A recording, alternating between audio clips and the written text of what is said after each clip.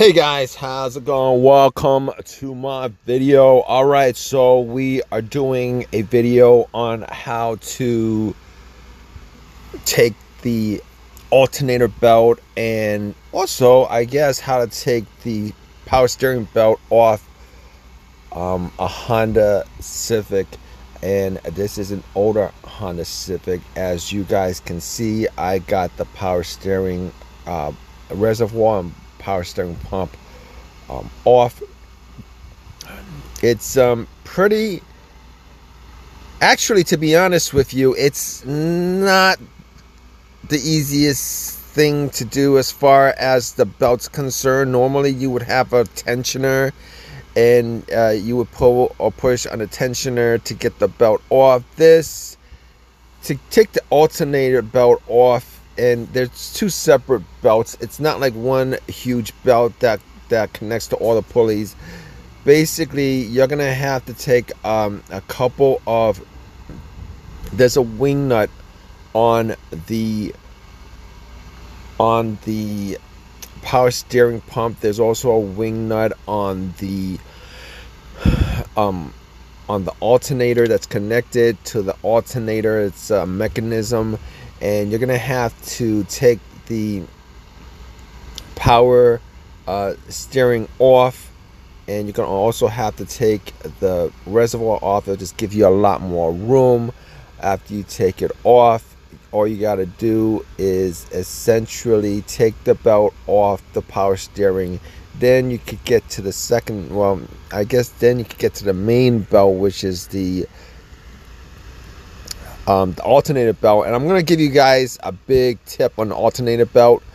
So to take it off and to put it on, you guys are going to have to turn the wing nut to the right. You guys might want to use some WD-40. It might be a bit tight, and you guys might want to just turn it until the threads are close to the very end, because if it's not close to the very end, you're not going to have enough space to take the belt off or to put the belt on. And that's one of the main tricks to this. And there's a lot of threads on it. It's a long bolt, and there's a lot of threads on there. Normally, if you turn it enough to all the way to the end, you're going to have enough space to push the alternator down to take the belt off. So that's a main tip for you guys out there. I was turning it and turning it and turning it, and it just would not get to the very end. But once you get to the close to the very end, where there's maybe like 4 or 5 threads left, you could push the alternator down. You get enough room to actually put the belt off, or take the belt, put the belt on and take the belt off. Obviously, you're gonna have to loosen up the bolt that secures the mechanism, with the locking bolt, I think it's called, that locks it into place. As you guys can see where it is, I'm actually pointing my finger to the locking bolt. Just loosen it. You don't need to take it off. And you might have to just loosen the bolt on the top of the alternator, just to loosen it. If it's not